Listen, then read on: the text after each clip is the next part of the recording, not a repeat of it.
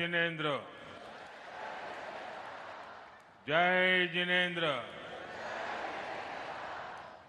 आचार्य भगवंत श्री पद्मसागर सुरेश्वर जी महाराज साहेब, गुजरात के गवर्नर आचार्य देवव्रत जी, मुख्यमंत्री श्री भूपेंद्र भाई, राज्य के उप मुख्यमंत्री भाई हर्ष संघवी जी, परम पूज्य आचार्य भगवंत, पूज्य साधु भगवंत, साध्वी जी भगवंत, इस पवित्र सभा में उपस्थित समस्त आचार्यगण और मुनि भगवंत, माननीय दानवीर, विद्वज्जन, देवी और सज्जनों, आज भगवान महावीर जयंती के पावन पर्व पर मुझे इस पवित्र जैन तीर्थ आने का सौभाग्य मिला है। सर्वप्रथम मैं भगवान महावीर के चरणों में प्रणाम करता हूं। मैं कोबा तीर्थ से सभी देशवासियों को भगवान महावीर जयंती की शुभकामनाएं देता हूं। साथियों, मैं आज परम पूज्य आचार्य श्री कैलाश सागर सुरेश्वर जी महाराज साहब की स्मृति को भी वंदन करता हूं। उनके स्वप्न ने कोबा की इस धरती पर ज्ञान और श्रद्धा का यह महान केंद्र स्थापित किया है। कोबा तीर्थ की यह स्थली आध्यात्मिक शांति से ओतप्रोत है। जिस स्थान की ऊर्जा ऐसी अलौकिक हो, जिसमें इतने जैन मुनियों की, संतों की तपस्या जुड़ी हो, वहां सृजन और सेवा ये अपने आप प्रस्फुटित और संचालित होते हैं। मैं तो बरसों से देखता आया हूं कि कोबा तीर्थ में कैसे अध्ययन, साधना और संयम की सतत परंपरा चली आ रही है। यहां मूल्यों का संरक्षण होता है, संस्कारों को संबल मिलता है और ज्ञान का पोषण होता है। ये त्रिवेणी भारतीय सभ्यता का आधार है। इस त्रिवेणी को अविरल बनाए रखना ये हम सबका दायित्व है। साथियों, मुझे खुशी है कि हजारों वर्ष की भारतीय विरासत, जैन धर्म का समयातीत ज्ञान, हमारी धरोहरें और उनसे मिलने वाली प्रेरणाएं उन्हें आने वाली सदियों तक अमर बनाने के लिए, उन्हें नए और आधुनिक रूप में अगली पीढ़ी तक पहुंचाने के लिए हमारे संतों ने इस जैन हेरिटेज म्यूजियम की संकल्पना की। आज वो संकल्पना एक भव्य रूप में साकार हो रही है। ये सम्राट संप्रति संग्रहालय जैन दर्शन, भारतीय संस्कृति और हमारी प्राचीन धरोहर का एक पवित्र केंद्र बना है। मैं इस अद्वितीय प्रयास के लिए हमारे सभी जैन मुनियों का, संतों का अभिनंदन करता हूं। मैं उनके चरणों में प्रणाम करता हूं। ऐसे हजारों निष्ठावान लोग जिन्होंने इस कार्य में असीम योगदान दिया, मैं उन सभी की भी सराहना करता हूं। भाइयों बहनों, जब हम अनादि ज्ञान को नई पीढ़ी तक पहुंचाने के लिए इनोवेशन करते हैं, नयापन लाते हैं, तो इससे हमारी विरासत भी समृद्ध होती है और आने वाले कल को भी प्रेरणा मिलती है। सम्राट संप्रति संग्रहालय ये भारत के कोटि कोटि लोगों की धरोहर है। ये भारत के गौरवशाली अतीत की धरोहर है। मैं इसके लिए सभी देशवासियों को बहुत बहुत बधाई देता हूं। साथियों, सम्राट संप्रति ये केवल एक ऐतिहासिक राजा का नाम नहीं है। सम्राट संप्रति एक ऐसे सेतु है जो भारत के दर्शन और व्यवहार को जोड़ते हैं। क्योंकि जब हम इतिहास में झांकते हैं तो हम देखते हैं कि दुनिया की कई सभ्यताओं में महान विचारकों और दार्शनिकों ने जन्म लिया। मानवता के आदर्श भी अलग अलग परिभाषाओं में घड़े गए, लेकिन जब सवाल सत्ता और शक्ति का आया, कई शासकों ने आदर्शों और मूल्यों को किनारे कर दिया। इससे विचार और व्यवहार में, विचार और व्यवस्था में एक खाई पैदा होती चली गई। लेकिन भारत में सम्राट संप्रति जैसे शासक हुए जिन्होंने सत्ता को सेवा और साधना मानकर काम किया। जहां एक और कुछ शासकों ने हिंसा को हथियार बनाकर शासन किया, वहीं सम्राट संप्रति ने सिंहासन पर बैठकर अहिंसा का विस्तार किया। उन्होंने सत्य, अस्तेय और अपरिग्रह का प्रचार प्रसार किया। इतनी निष्पृहता से, इतने निस्वार्थ भाव से शासन को सेवा का माध्यम मानकर जीवन जीना, ये सीख हमें भारत के अतीत से ही मिलती है। इसी अतीत को हम इस म्यूजियम में सहेज रहे हैं। साथियों, मैं देख रहा था, इस म्यूजियम को डिजाइन भी ऐसे किया गया है, इसमें हर कदम पर भव्य भारत की पहचान के दर्शन होते हैं। इसकी 7 दीर्घाएं, हर दीर्घा भारत की विविधता और सांस्कृतिक संपन्नता का उद्घोष करती है। प्रथम दीर्घा में हमें नवपद के दर्शन होते हैं। नवपद यानी अरिहंत, सिद्ध, आचार्य, उपाध्याय और साधु। सम्यक दर्शन, सम्यक ज्ञान, सम्यक चरित्र और सम्यक तप, अर्थात हम उनसे सीखें जिन्होंने स्वयं तप करके जीवन को जीना है, और जो ज्ञान हम प्राप्त करें वो सम्यक हो, हमारा चरित्र सम्यक हो। क्योंकि ज्ञान जब सम्यक होता है तो वो समता और सेवा का आधार बनता है। साथियों, तीसरी दीर्घा में हमारे तीर्थंकरों के जीवन को, उनके उपदेशों और प्रसंगों को कलात्मक तरीकों से भी जीवंत किया गया है।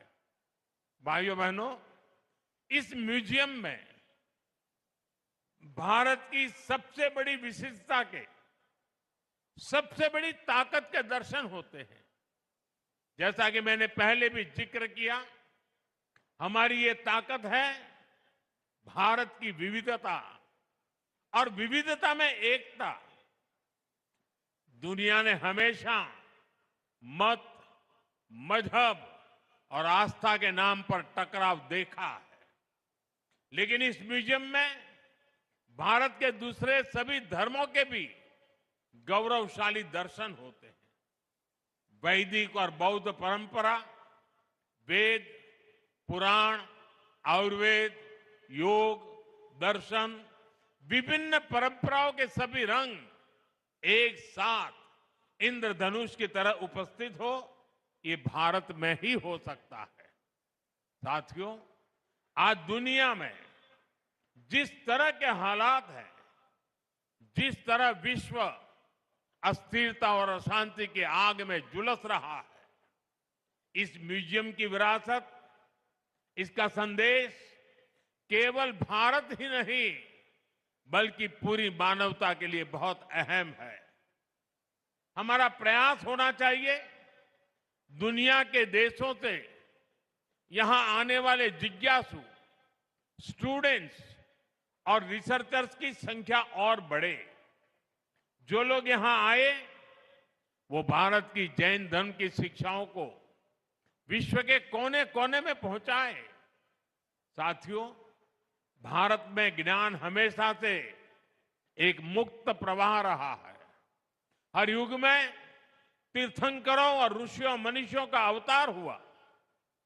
ज्ञान का संकलन बढ़ता चला गया। समय के साथ बहुत कुछ नया जुड़ता गया। आप कल्पना करिए, एक समय हमारे तक्षशिला, नालंदा जैसे विश्वविद्यालय लाखों ग्रंथों और पांडुलिपियों से भरे होते थे, लेकिन विदेशी आक्रमणकारियों ने मजहबी संकीर्णता में ज्ञान को भी अपना दुश्मन मानकर उन्हें जला दिया। मानवता की कितनी बड़ी धरोहरें नष्ट हो गई। उस मुश्किल दौर में लोगों ने पीढ़ी दर पीढ़ी बची हुई पांडुलिपियों को सहेजा, उनकी सुरक्षा की। आजादी के बाद उन्हें खोजना, उन्हें सहेजना ये देश की जिम्मेदारी होनी चाहिए थी। लेकिन दुर्भाग्य से गुलामी की मानसिकता के कारण इस ओर कोई ध्यान नहीं दिया गया। आचार्य भगवंत श्री पद्मसागर सुरेश्वर जी महाराज साहब जैसे महान व्यक्तित्व और संतों ने इसका महत्व समझा। उन्होंने अपना पूरा जीवन इसके लिए समर्पित किया। जीवन के 60 साल गांव गांव, शहर शहर, देश के कोने कोने से उन्होंने मैन्युस्क्रिप्ट को खोजा। ऐसी 3 लाख से अधिक पांडुलिपियां, ताड़पत्र, भोजपत्र पर अंकित सैकड़ों साल पुराना वो ज्ञान आज कोबा में सुरक्षित और संकलित हुआ है। ये भारत के अतीत की, भारत के वर्तमान की और हमारे भविष्य की बहुत बड़ी सेवा है। साथियों, पुरानी सरकारों ने पांडुलिपियों की उपेक्षा करके जो गलती की थी, आज हम उसका सुधार कर रहे हैं। हमने इसके लिए ज्ञान भारतम मिशन शुरू किया है। इस काम में हम टेक्नोलॉजी का इस्तेमाल कर रहे हैं। इस मिशन के तहत प्राचीन पांडुलिपियों का डिजिटाइजेशन किया जा रहा है, उनका वैज्ञानिक तरीके से संरक्षण हो रहा है। स्कैनिंग, केमिकल ट्रीटमेंट और डिजिटल संग्रह जैसे सभी प्रयास इस दिशा में हो रहे हैं। इसी रविवार को मन की बात में मैंने विस्तार से जिक्र किया है कि कैसे इस दिशा में एक सर्वे भी शुरू किया गया है। इसमें देश भर से लोग अपने पास संरक्षित पांडुलिपियों को अपलोड कर रहे हैं। ये अभियान देश के कोने कोने में बिखरी पांडुलिपियों को एकत्रित करने में बड़ी भूमिका निभाएगा। साथियों, सरकार के स्तर पर ज्ञान भारतम मिशन और कोबा तीर्थ का असाधारण योगदान, समाज और सरकार के ये साझा प्रयास भारत के नए सांस्कृतिक अभ्युदय का प्रतीक भी है। साथियों, आज देश के कल्चरल हेरिटेज को सहेजने, विश्व के सामने लाने के प्रयास हर स्तर पर हो रहे हैं। पांडुलिपियां और ज्ञान धरोहर के संरक्षण का कार्य तो हो ही रहा है। इसके साथ साथ प्राचीन मंदिरों का पुनरुद्धार, तीर्थ क्षेत्रों का विकास, ऐतिहासिक स्थलों का विकास, आयुर्वेद और योग का प्रचार प्रसार, हर स्तर पर इस दिशा में काम हो रहा है। यहां गुजरात में ही लोथल में विशाल मैरीटाइम म्यूजियम बन रहा है और ये दुनिया का सबसे बड़ा मैरीटाइम म्यूजियम बनने जा रहा है। यहां से 70-80 किलोमीटर दूरी पर है। उधर वडनगर में एक बहुत बड़ा म्यूजियम बना है। वो दुनिया के अच्छे म्यूजियमों में उसकी जगह बन चुकी है। दिल्ली में युगे युगिन भारत म्यूजियम बनाने की भी तैयारी है। आज पहली बार आजादी की लड़ाई के इतिहास को भी समग्र रूप में सामने लाने के लिए सार्थक कार्य हुए हैं। आपको याद होगा, पहले ये काम राजनीतिक चश्मे से होते थे। एक राजनीतिक परिवार का नैरेटिव कैसे सेट हो, वोट बैंक के हिसाब से बातें कैसे बोली जाए, सब कुछ इसी के इर्द गिर्द घूमता था। हमने इस मानसिकता को समाप्त किया है। हम सबका साथ सबका विकास के मंत्र के साथ चल रहे हैं। यही मंत्र विकसित भारत के विजन की आत्मा है। साथियों, आप सभी संतगण भारत की विरासत को संजोने का इतना महान प्रयास कर रहे हैं। हम व्यक्तिगत आकांक्षा से ऊपर उठकर समाज और राष्ट्र के लक्ष्यों के लिए काम करते हैं तो देश के विकास को गति और मिल जाती है। इसी भावना के साथ मैं नवकार महामंत्र दिवस पर दिल्ली में हुए कार्यक्रम में भी शामिल हुआ था। इस आयोजन में चारों फिरके एक साथ जुटे थे।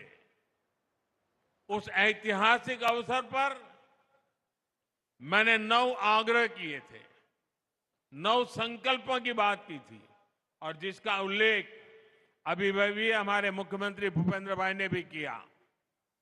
मैं हर बार आपके सामने वो 9 संकल्प जरूर दोहराता हूं। आज का यह अवसर उन्हें फिर से दोहराने का भी है। पहला संकल्प, पानी बचाने का संकल्प। दूसरा संकल्प, एक पेड़ मां के नाम। तीसरा संकल्प, स्वच्छता का मिशन। चौथा संकल्प, वोकल फॉर लोकल। पांचवा संकल्प, देश दर्शन। छठा संकल्प, नेचुरल फार्मिंग को अपनाना। सातवां संकल्प, हेल्दी लाइफस्टाइल को अपनाना। आठवां संकल्प है योग और खेल को जीवन में लाना। नवा संकल्प है गरीबों की सहायता का संकल्प। और 10वां संकल्प आप सभी ने स्वयं से जोड़ लिया है और वो है भारत की विरासत का संरक्षण। आज का ये कार्यक्रम इसी का प्रतिबिंब है। साथियों, आने वाले समय में हमारे सामने बड़े लक्ष्य हैं। हमें बड़े संकल्पों को पूरा करना है। हमारी एकता, हमारे सांस्कृतिक संबल ही इसमें हमारी ताकत बनेगा। मुझे विश्वास है कि सम्राट संस्कृति म्यूजियम आने वाले समय में इस दिशा में एक महत्वपूर्ण भूमिका निभाएगा। यह ज्ञान, साधना और संस्कृति का एक ऐसा केंद्र बनेगा जहां से नई पीढ़ी को प्रेरणा मिलेगी और समाज को एक नई ऊर्जा मिलेगी।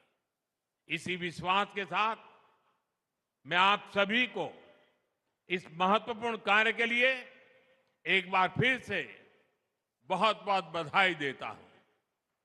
અને સાથે સાથે બધાને આગ્રહ પણ કરું છું